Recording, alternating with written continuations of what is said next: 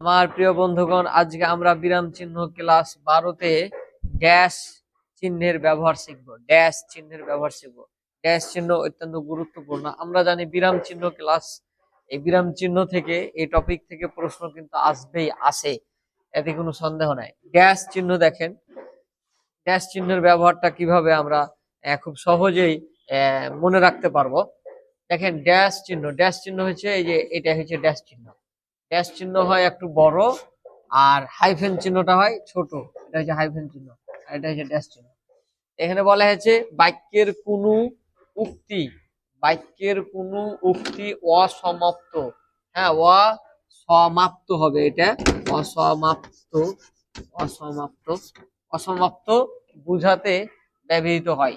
তাইলে বাক্যের কোনো উক্তি অসমাপ্ত বুঝাতে কি হয়? ড্যাশ ব্যবহৃত হয়। বাক্যের কোনো উক্তি অসমাপ্ত মানে সমাপ্ত হয়নি, এরকম ক্ষেত্রে ড্যাশ ব্যবহৃত হয়। উদাহরণ দিলে বুঝতে পারবেন। দেখেন উদাহরণটা হচ্ছে, উপকার করো দরিদ্রের, যেমন দেখেন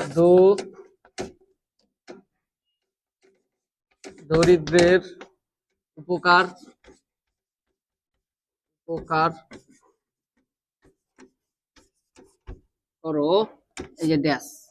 তাহলে এখানে দরিদ্রের উপকার করো, এটা একটা বাক্য। এই বাক্যের উক্তি এখনো কিন্তু শেষ হয়নি, এই উক্তিটাকে অসমাপ্ত বুঝাতেই কিন্তু ওই ড্যাশটা ব্যবহৃত হলো। তাহলে দরিদ্রের উপকার করো, তাহলে কি হবে?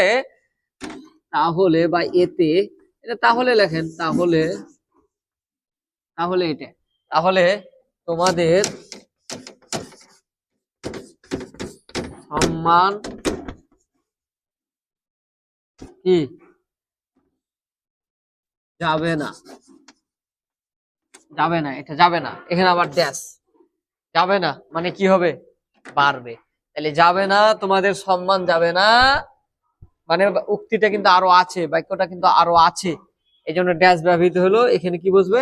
ড্যাশ বাড়বে, আমরা কি বুঝলাম? দরিদ্রের উপকার করো, দরিদ্রের উপকার করো, হ্যাঁ। এই যে এই ড্যাশে বসবে তাহলে, এই যে তাহলে বসছে, যদি তাহলে কথাটা না থাকতো তাহলে কিন্তু